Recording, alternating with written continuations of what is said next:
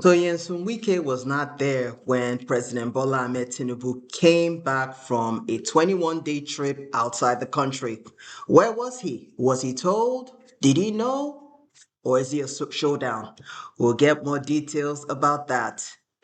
Abba Abubakar, the son of the former Vice President Atiku Abubakar, has decamped from PDP to APC. Is there trouble in the Atiku dynasty?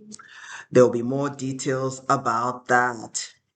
A PR firm in Washington, D.C.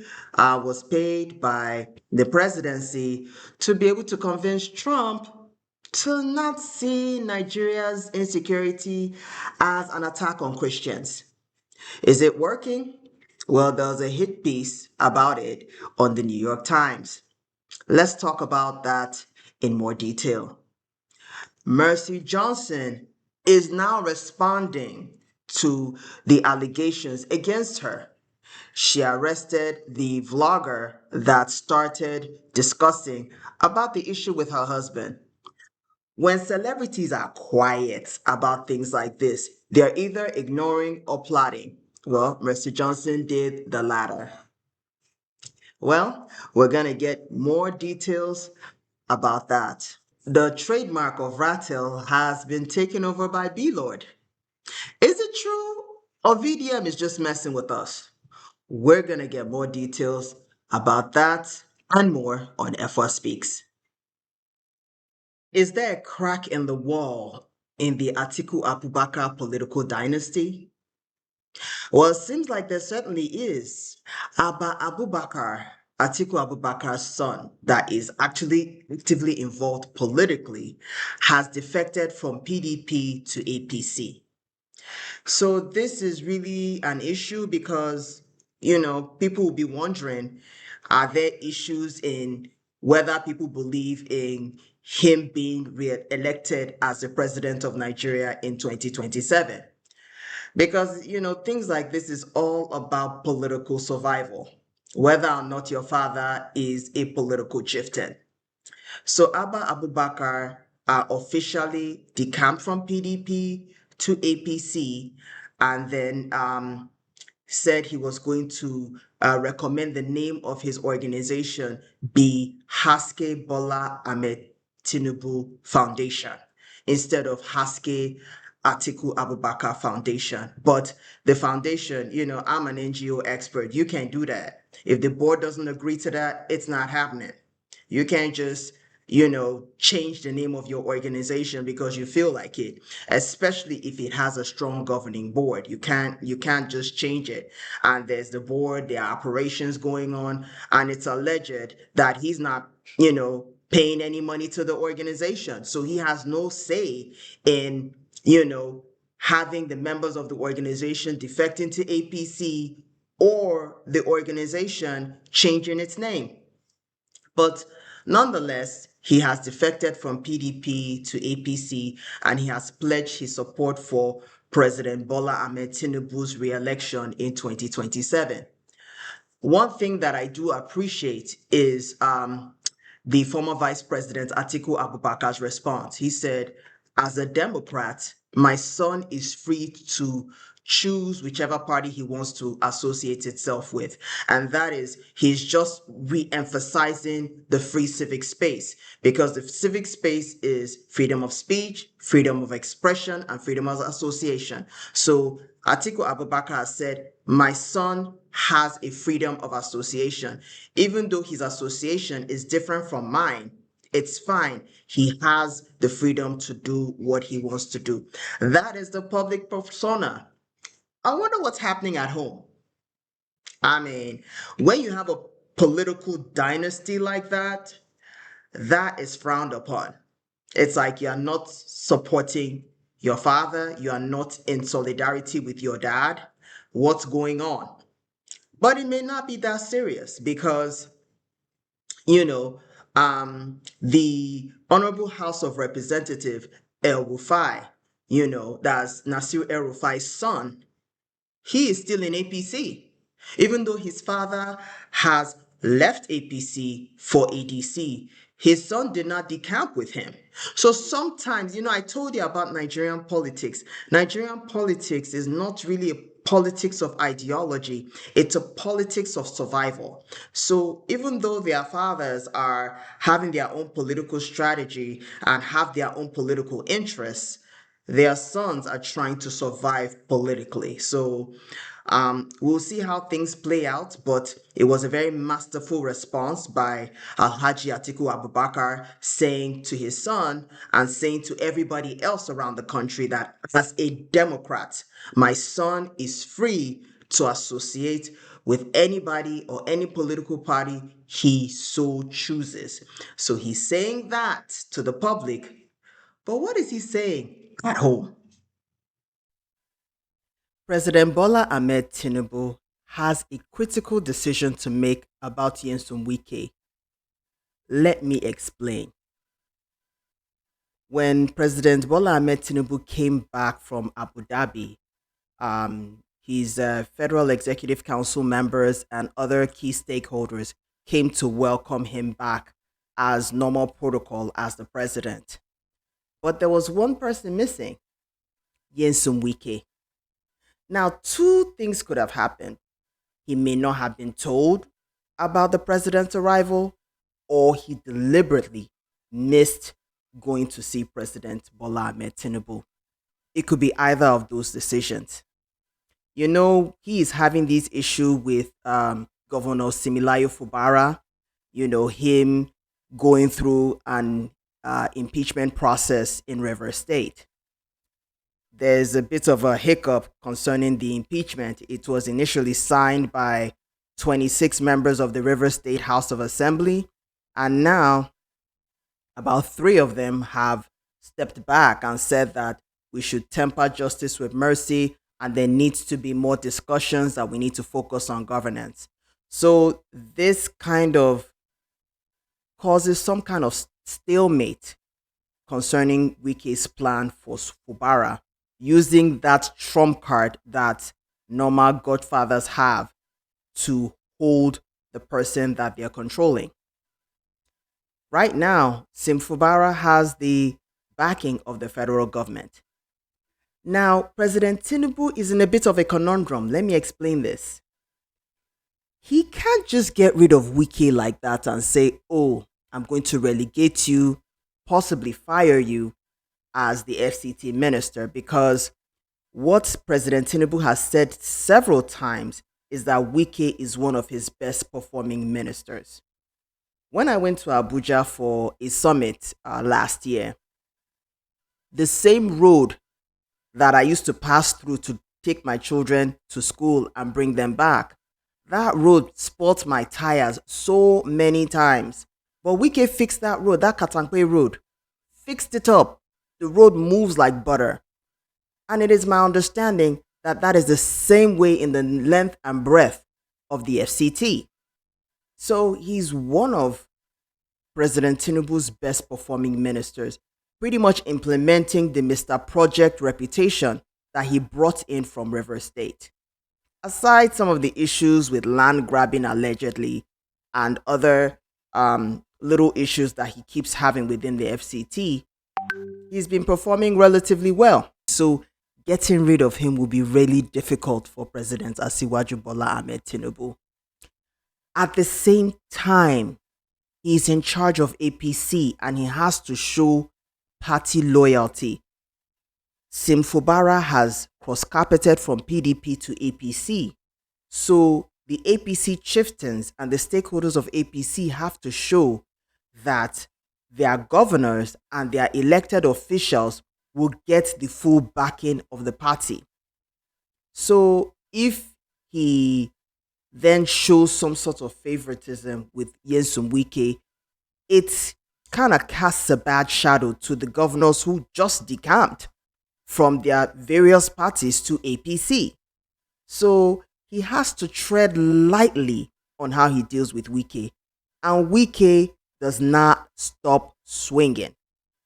He's not one that's going to fade into the background like Peter Odili did, like Rotimi Amechi did. That's not Nyesom Wike's style. Nyesom Wike is going to keep fighting. even if it would take him leaving the FCT, he would trade that for his political foundation in River State. So, knowing all this, the president has some strategic decisions to make. And, you know, President Bola Ahmed Tinubu did not become president because he's Boo Boo the Fool. He became president because he's a strategist, he's a thinker, and he has political sagacity. So he's going to talk to Wike and present a win-win scenario for Yensum Wike so that Yensum Wike can be pacified and can really move on, perform in FCT, and all through the 8 years or the next 4 years. I'm not sure how Tinubu is going to crack this, but he has to, so that it's a win-win and he's able to actually get into office in 2027. After 2027, the president may do whatever he likes and let the chips fall where they may. And sometimes with strategy in chess, when you're playing the game of chess, if you make one move, you may lose some of your soldiers on the chessboard. You make an alternative move, you may lose some other soldiers on the chessboard. But you have to realize that chess is calculated by points and the value of what you're going to lose. So if Tinubu is looking at the value of what he's going to lose, that it will be more, getting rid of Yensum Wike, he would need to kind of have a discussion with him. Or he may say, look, Similar Fubara, I know you're part of the party, but you're going to have to pipe low. Or you cannot run a second term. So these are things that Tinubu has to kind of grapple with, dealing with this Yensum Wike matter. Because with Wike, it's not going to go away anytime soon. So he has some serious decisions to make.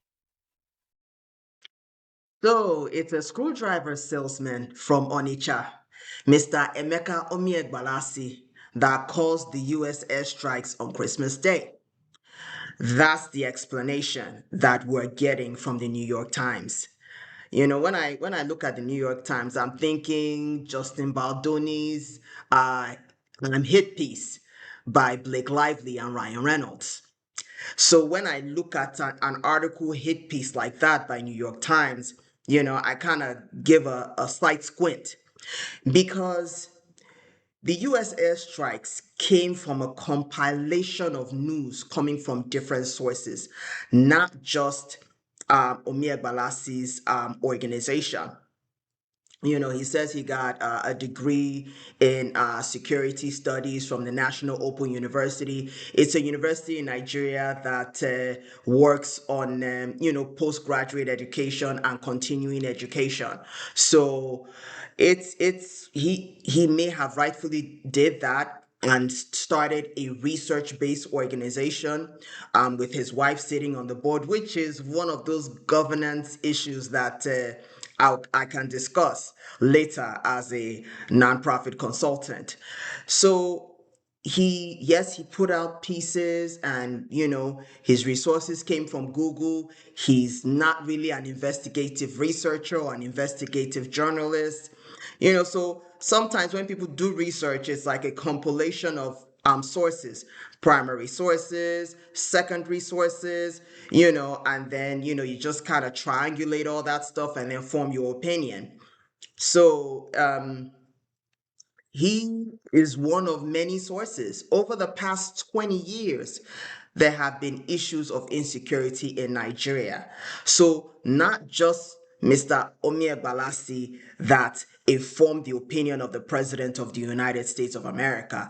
You have to understand that the president sent a fact-finding group to Nigeria to interview people in the IDP camps, to interview other stakeholders, to actually find out what's happening on ground. Yes, he spoke on Twitter, but there was a fact-finding issue. Remember when Reno Mokri brought those folks from the United States to come and say that, oh, it's not just Christians that are being unalived, and they said, hey, we're seeing that a lot of Christians are being unalived. So, it's my understanding, and, I haven't seen a verified source. That's why when things leak from the Tinubu administration, the president needs to check his media team and check people who are leaking information to the public. There are some things that shouldn't be leaked out, like Nigeria paying $9 million out to a Republican lobbyist group to convince President Trump that it's not just Christians that are being unalived.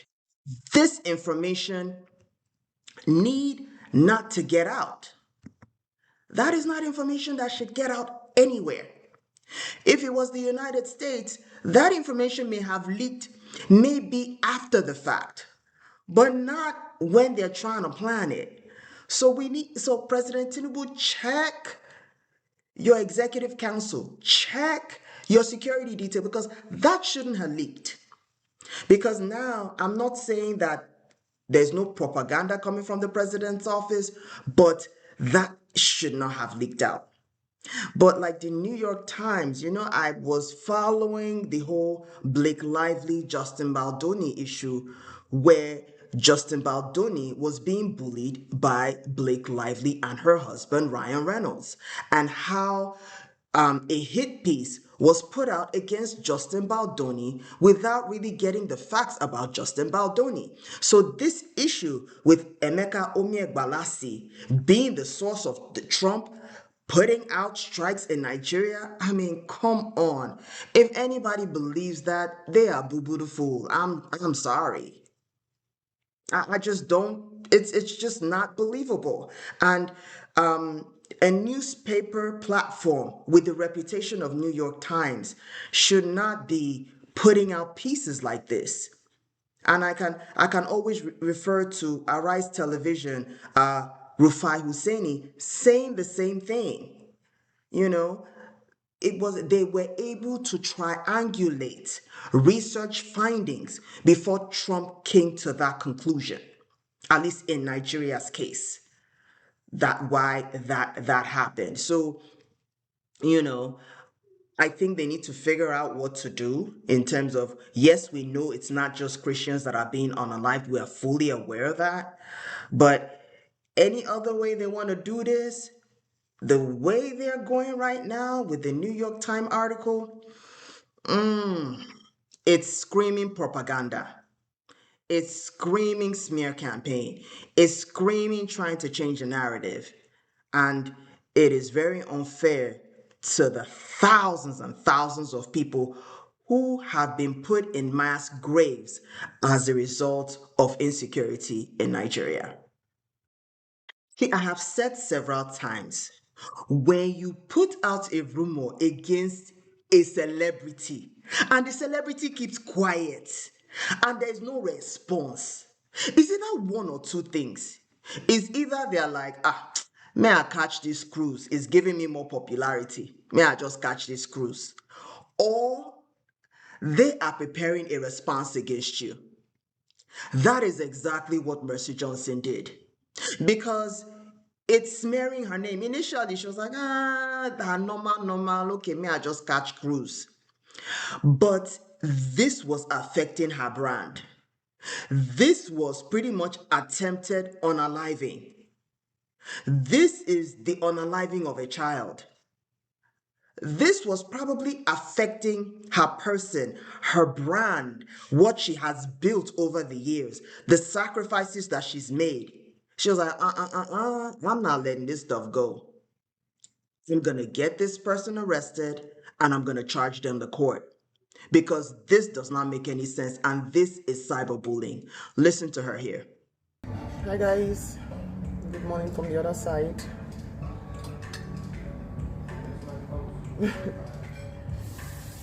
So it's been, first and foremost, let me just say thank you. Thank you all so much. It means a lot to me when you work so hard, put your heart and your life in your craft, and you're appreciated. I do not take your love for granted, and I do appreciate it so much. But I felt the need to say that it's no longer going to be business as usual.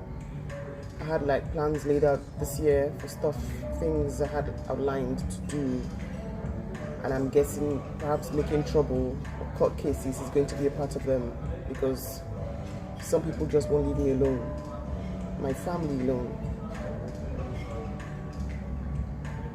When I was getting married, I don't think I had an NDA with anybody or a good decision to say we're going to go in there and we're not going to stay married, we're going to leave. I got in alone, so it means I have no business with anybody.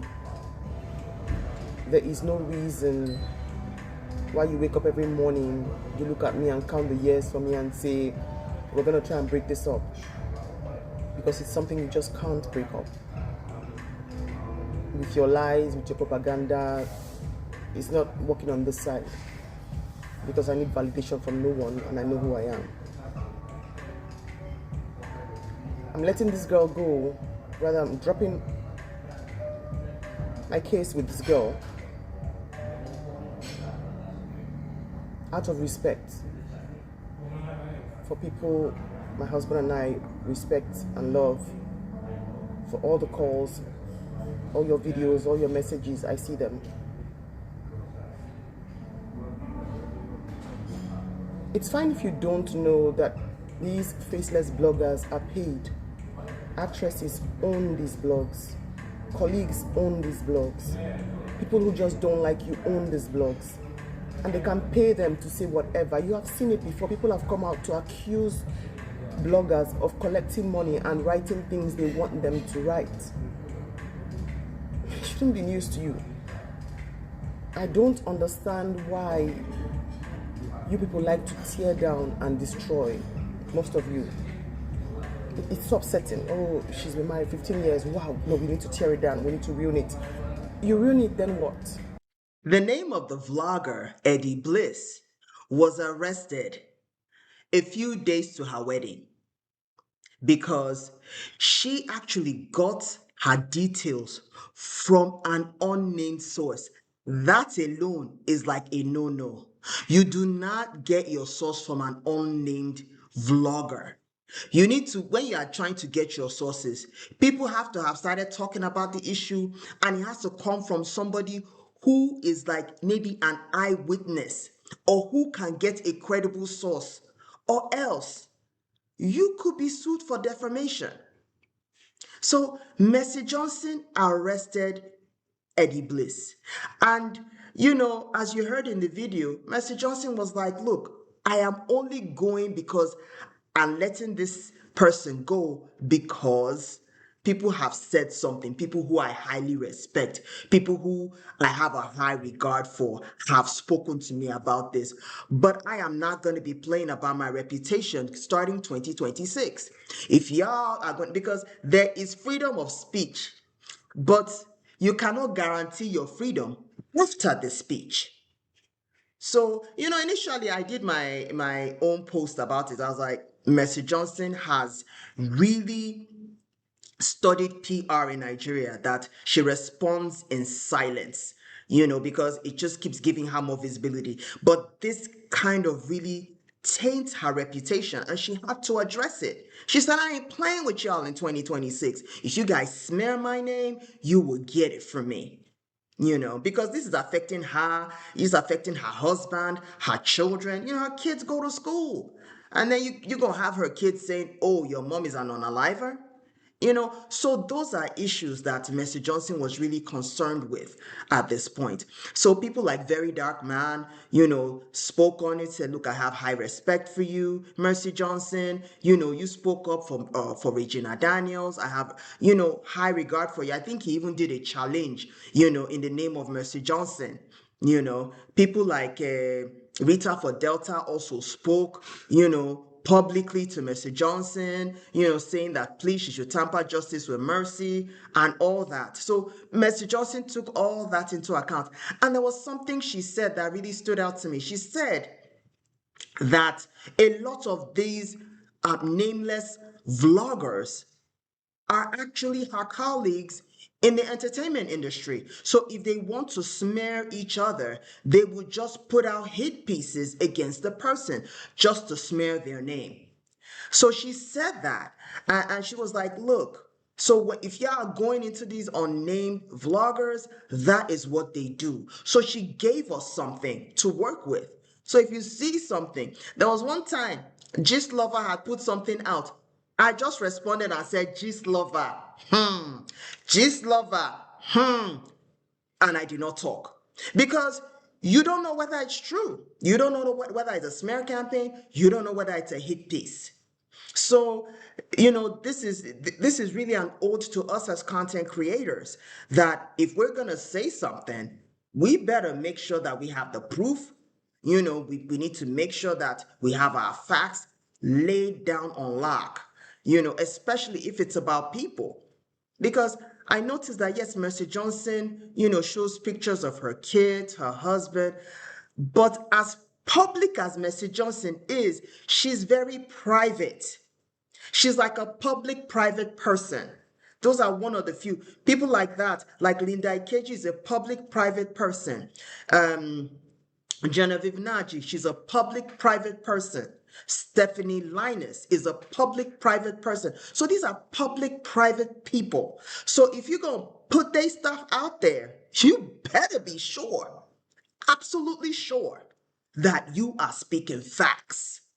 So, kudos to VDM, Rita for Delta, and others that spoke up for Eddie Bliss. But this is just a lesson for us content creators that we need to be careful, because there is freedom of speech, but there is no guaranteed freedom after the speech. This is an apology message to the family of Mr. and Mrs. Prince Henry Okoje, Mercy Johnson's family. So I came across a post on a blog online called Cutie Jules. I picked the post and I posted it on my page without verifying the information, and apparently that particular video caused a lot of harm and hurt to the family of Mr. and Mrs. Prince Okoje. I am sincerely sorry for whatever damage I must have caused the family. I didn't have any ulterior motive. There was no ill intention towards it. Ma, find a place in your heart to forgive me. I am begging with folded hands. I also want to use this opportunity to say thank you so much, Ma, for dropping the charges against me. I really do appreciate it. You don't know what you've done for I and my family. Thank you so much, Ma. God bless you. Bless your family, and whatever it is that you're praying for, may all your heart desires be granted. I hereby promise to never, ever post any defamatory content about you or your family ever again. This will be the last of it, and I've also learned my lesson. Thank you so much, Ma. God bless you, and have a good night's rest. Blord wanted to show VDM Shiggy by claiming to have trademarked Ratel. So VDM said, well, he attempted to trademark Ratel, and Blord has trademarked Ratel, and he's saying that we cannot use the name Ratel until Blord, until we go and talk to Blord. And then VDM talks about Blord again. Listen to this. All right, so yesterday all over the internet, I'm sure you people saw it, that Blord have trademarked Ratel, and he has even opened an app with Ratel. I even saw this post where he said, I have directed my son to issue cease and desist to VDM to stop using my brand name Ratel. He will have to get approval from me henceforth before using that name Ratel. Linus Williams, CEO, founder Ratel Group. But this morning as I woke up, I saw this post where he said, I woke up to a flood of calls from the highest echelon, top men across the country, powerful figure, pleading on behalf of VDM. They came groveling, asking me to show mercy and let him use Ratel brand name. After due consideration, I have decided to withdraw the cease and desist order. Notice fans must address me now as their CEO moving forward. Linus Williams, CEO, founder Ratel Group. Artists. You guys have seen it now. Throughout yesterday, different comment section on Twitter, everywhere. You think you can try Igbo, you think you can try Igbo. Igbos will humble you, you won't follow Igbo fights, you think you can fight Igbos. I need to say this again. There was never a time where I was fighting Igbo as a tribe. I never fought Igbos. I am not a tribalistic person. I don't like tribalism. But for some reason, you people just decided to put tribe in all of this just to fight me, I mean, I'm from Edo State. I grew up in the north, When it comes to population, the north have more population, I'm not a stupid person. I can also instigate, but of course we preach togetherness and love. So we cannot do tribalism or try to instigate, So please, dear Igbos, VeryDarkMan is not fighting you.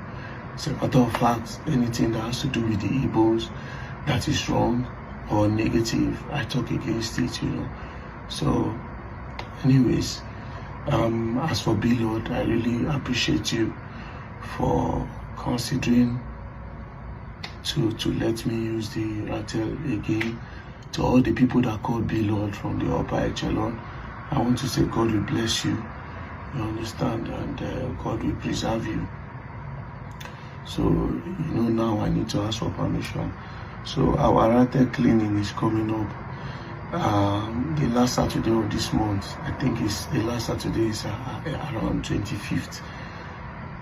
So for now, Tunde had not posted something. This place, I saw it Obalende. So we are currently seeing what it's going to cost us so that we can do that cleaning. And also please, to the Ratel leaders in different states, you have to send me your new location where you people go and clean. This particular time, I want it to be a public school. This time, let's spice it up. Going to a public school, let them clean their chairs, clean it properly, get nail and a hammer. You can knock their chairs for them, the chairs that are not balanced, clean their blackboards, So guys, please, let's just do this. I appreciate that. So sorry, I'm not wearing anything. Let me quickly wear something. I just noticed something in my background now.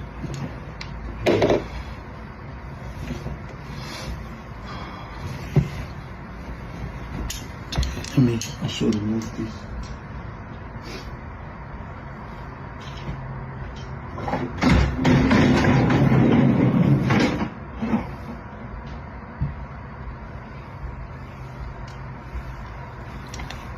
I'll put it back when Blord approve it.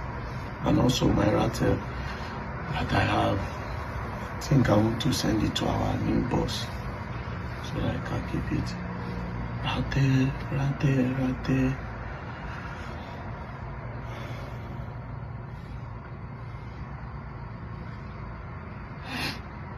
Thank you, Blord. I appreciate it. You're the best. Go Blord. Woo. Go Blord. Woo.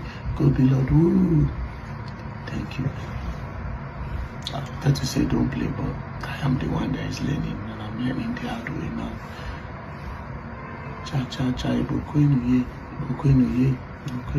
Go Ratel. Sorry, go Blord.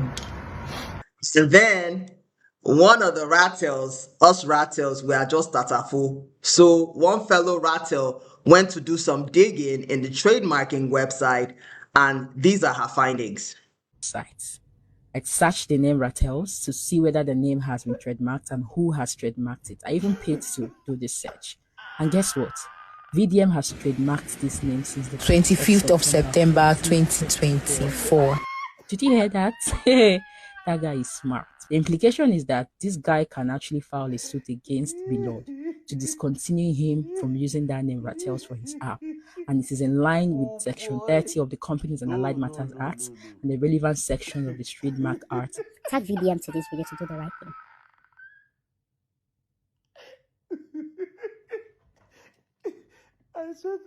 You have to know something about VDM. When VDM kind of acts like he's defeated, he always has something underneath his sleeve. So really, Ratel belongs to us Ratels because I really like that name, as unassuming as a Ratel badger is. It cannot be underestimated. A Ratel can take down a lion. A Ratel can take down a tiger. It would challenge anybody. So that animal is a good mascot for what we're trying to do in terms of fighting for social justice in Nigeria. So, Blord, you need to try something else. Look, if it were you, Blord, I would just make peace with VDM and move on. Because Blord, you are a business person. You're a businessman. Just focus on your business. You're sitting up in your mansions, with your family, with your businesses.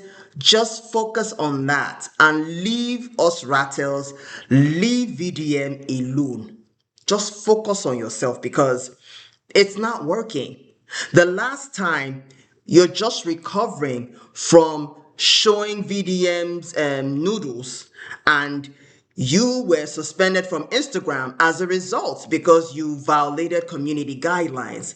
Come on, please just move on from VDM because fighting VDM is a lose-lose battle. You have VDM to contend with and you have us Rattles to contend with. Just fade into the background, move on. It was a nice cruise.